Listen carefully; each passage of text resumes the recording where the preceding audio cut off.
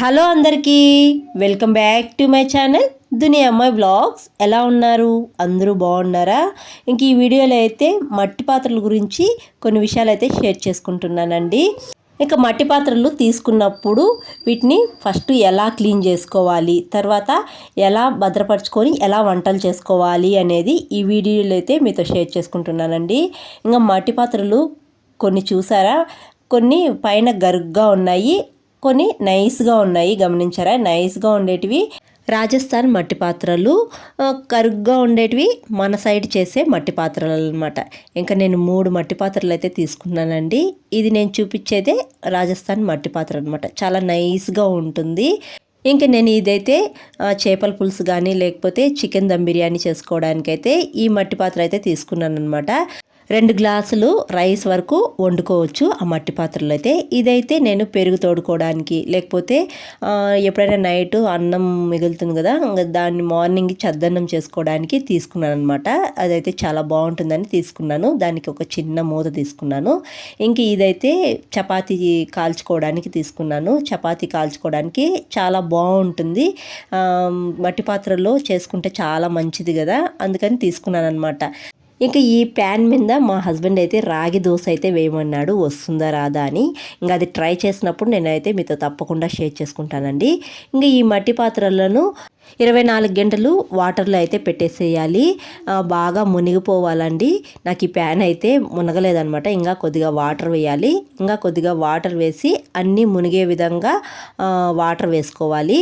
ఇలా అన్నీ మునిగిపోవాలండి. 24 గంటల సేపు పెడితే మనకు మట్టి పాత్రలు బాగా కాలినాయా లేదా అనేది తెలుస్తుంది. బాగా కాలకపోతే ఇవి విరిగిపోతాయి అన్నమాట వాటర్లోనే. ఒకవేళ బాగా కాలుంటే మట్టి పాత్రలు వాటర్ని బాగా పీల్చుకుంటాయి. ఇక్కడ చూసారా, నేను వాటర్లో వీటిని పెట్టాను, బుడగలు వస్తున్నాయి, సౌండ్ కూడా వస్తుందన్నమాట. అంటే వాటికి ఎంత వాటర్ కావాలో అంత వాటరు బాగా పీల్చుకునేస్తాయి అన్నమాట వాటర్ని. తర్వాత వంట చేసుకున్నప్పుడు విరిగిపోకుండా ఉంటాయి. వెంటనే మనం మంట మీద పెడితే మట్టి పాత్రలు విరిగిపోతాయండి. ఇలా 24 గంటల సేపు వాటర్లో పెట్టుకోవాలి. వాటర్ అంతా బాగా పీల్చుకునేస్తాయి. నేను 24 గంటల సేపు పెట్టుకున్న తర్వాత అయితే చూపిస్తున్నాను చూడండి. ఇప్పుడు ఆ వాటర్తోనే ఒక్కొక్క మట్టి పాత్రని ఇలా బాగా కడుక్కునేస్తున్నాను, క్లీన్ చేసుకునేస్తున్నాను అనమాట. చేత్తోనే క్లీన్ చేసుకోవచ్చు, లేకపోతే ఇలా మెత్తని స్పాంజ్ లాగా ఉండే స్క్రబ్బర్ అయినా తీసుకొని క్లీన్ చేసుకోవచ్చు అనమాట. నేనైతే చేత్తోనే క్లీన్ చేసుకునేస్తున్నానండి అన్ని మట్టి పాత్రలు. ఇక్కడైతే ఒక విషయం మీకు చెప్తానండి. కొత్త మట్టి పాత్ర తెచ్చినప్పుడంట లోపల చేయి పెట్టి అలా కడగకూడదంట. ఫస్ట్ కొద్దిగా వాటర్ వేసి తిప్పిపోసి తర్వాత చేయి వేసి కడగాలంట. ఇది పెద్దవాళ్ళని అడిగితే కూడా ఎందుకో చెప్పారనమాట. అడిగినా కానీ ఎందుకు ఏంటిని అడుగుతామని కసురుతారనమాట. ఎందుకో ఏంటో మీకు తెలుసుంటే తప్పకుండా కామెంట్ చేయండి. ఇలా అన్ని మట్టి పాత్రలు అయితే కడుక్కొని బాగా ఆరబెట్టుకునేసేయాలండి. ఇవి నేను 24 గంటల సేపు పెట్టుకున్నాను కదా, కడిగి అర్ధ గంట అయినా కానీ తేమ అస్సలు ఆరలేదండి. చాలా బాగా అలాగే తేమగా ఉన్నాయన్నమాట. వాటర్ కూడా చూడండి, మనం మట్టి పాత్రలు కడిగినప్పుడు కొత్త మట్టి పాత్రలు కలర్ పోతాయి, కొన్ని అస్సలు కలరు ఏం చేంజ్ కాలేదు, చాలా నీట్గా ఉన్నాయి వాటర్ కూడా. ఇప్పుడు నేను మట్టి పాత్రలు ఇలా కడిగి పెట్టేశాను కదా, అర్ధ గంట తర్వాత చూపిస్తాను చూడండి. అర్ధ గంట తర్వాత కూడా మట్టి పాత్రలకు తేమ అస్సలు ఆరలేదన్నమాట, అలాగే ఉన్నాయి. అంటే వాటికి కావాల్సిన వాటరు 24 గంటల సేపు పెట్టాం కదా, బాగా పీల్చుకునేసాయి అనమాట. ఇంకా మనకు పొయ్యి మీద పెట్టినా అస్సలు విరిగిపోవు. ఇంకా ఈ మట్టి పాత్రలు ఇలా కడిగి ఆరబెట్టుకునేసిన తర్వాత ఇంక స్టవ్ మీద పెట్టి మంచినీళ్ళు అయినా కానీ లేకపోతే బియ్యం కడిగిన వాటర్ ఉంటాయి కదా, అవి కూడా కానీ ఏవైనా కానీ ఈ రెండిట్లో వేసుకొని బాగా కాంచుకునేయాలి. కొద్దిసేపు బాగా వాటర్ వేడవ్వాలన్నమాట. బియ్యపు వాటరే వేసుకోవాలని ఏం లేదు, మామూలు వాటర్ కూడా వేసుకొని బాగా మరిగించవచ్చు అనమాట. ఈ మట్టి కుండల్లో నేను ఒక దాంట్లో బియ్యపు వాటర్ వేసుకున్నాను.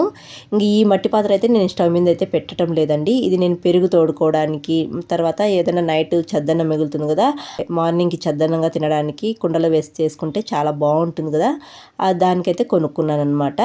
ఇదైతే స్టవ్ మీద మంట మీద అయితే పెట్టడం లేదు, ఇదైతే పక్కన పెట్టేస్తాను. పెరుగు తోడినప్పుడు కూడా ఎలా క్లీన్ చేసుకోవాలనేది ఒక షార్ట్ అయితే పెడతాను.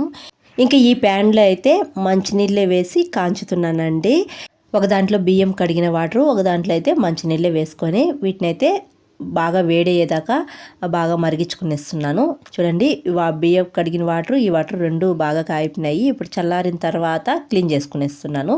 ఈ వాటర్ అలాగే పడేసేసి చేత్తోనే క్లీన్ చేసుకునేస్తున్నానండి. లేకపోతే స్క్రబ్బర్ ఉంటుంది కదా, స్మూత్గా ఉండే స్క్రబ్బర్ తీసుకొని క్లీన్ చేసుకునేయాలి. నేను ఇప్పుడైతే లిక్విడ్స్ ఏమీ వాడటం లేదండి, సోపులు కానీ ఏమీ వాడటం లేదు. అలాగే మంచినీళ్ళతోనే క్లీన్ చేసుకొని బాగా ఆరబెట్టుకునేస్తున్నాను. ఇప్పుడు కడిగిన తర్వాత తేమంతా బాగా ఆరిపోవాలి. ఇలా తేమంతా ఆరిపోయిన తర్వాత ఆయిల్ అప్లై చేసుకునేయాలండి. మనం వంట చేసుకునే ఆయిల్ కావచ్చు, లేకపోతే కొబ్బరి నూనె కావచ్చు, ఏదైనా కానీ వేసుకొని బాగా అన్నిటికీ అప్లై చేసుకునేయాలి. ఈ ఆయిల్ కూడా అప్లై చేసుకున్న తర్వాత ఆయిల్ కూడా బాగా ఆరిపోతుందండి. ఆరిపోయిన తర్వాత వీటిని పగిలిపోకుండా ఒక చోట అయితే భద్రపరచుకునేయండి. నేను వంట చేసి కూడా చూపిస్తాను ఈ మట్టి పాత్రలో అయితే. ఇంకా నేను బిర్యానీ కోసము, చేపల పులుసు కోసం ఒక పెద్ద పాత్ర అయితే తీసుకున్నాను కదా, దాంట్లో అయితే బిర్యానీ అయితే చేశానండి. చాలా బాగా కుదిరింది. అసలు టేస్ట్ మామూలుగా లేదండి. ఏమైనా మట్టి కుండలో చేసే ఫుడ్ టేస్ట్ చాలా బాగుంటుంది కదా. ఇంకా బిర్యానీ చేసిన తర్వాత నాకు అడిగి అయితే లైట్గా మాడిందండి. ఇంకా దాన్ని అయితే క్లీన్ చేసుకునేయాలి. ఇక్కడ నేను సోపులు కానీ లిక్విడ్స్ కానీ ఏమీ వాడటం లేదండి. వాటర్ని బాగా కాంచి పోసుకునేస్తున్నాను. పోసుకొని మూత పెట్టి ఒక అర్ధగంట వదిలేసేయండి. వాటర్ అంతా బాగా చల్లగా చల్లారిపోతాయి. ఇలా మెత్తని స్క్రబ్బర్ అయితే తీసుకోండి. కమ్మిలాగా ఉండే స్క్రబ్బర్ అయితే అస్సలు వాడద్దండి, పాడైపోతుంది మట్టి పాత్ర అయితే. మట్టి పాత్ర స్టవ్ మీద పెట్టినప్పుడు కింద లోపల అయితే బ్లాక్గా ఉంటుంది, అదేం కాదు. నాకు కొద్దిగా అడుగంటింది. ఇంకా అందులో బిర్యానీ స్మెల్ కూడా పోవాలి అంటే కొద్దిగా సాల్ట్, నిమ్మరసం వేసి ఇలా స్క్రబ్బర్తో బాగా క్లీన్ చేసుకునేయండి. ఒక 2 సార్లు క్లీన్ చేసుకున్నారంటే నీట్గా అయితే వచ్చేస్తుందండి. నేను ఫస్ట్ టైం అయితే క్లీన్ చేసుకున్నాను కదా, ఇక్కడ ఏమీ బ్లాక్గా కానీ చేతికి అంటలేదు. ఇంకా రెండోసారి అదే విధంగా సాల్ట్, కొద్దిగా నిమ్మరసం వేసి క్లీన్ చేసుకుంటున్నాను. చాలా బాగా క్లీన్ అయిపోయిందండి.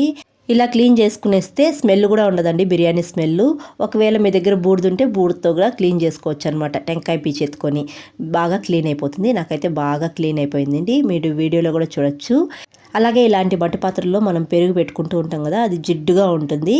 అలాంటి వాటికి కూడా సాల్ట్, నిమ్మరసం వేసి క్లీన్ చేసుకోవచ్చు అనమాట. జిడ్డంతా వెళ్ళిపోతుంది లిక్విడ్స్ వాడకుండా.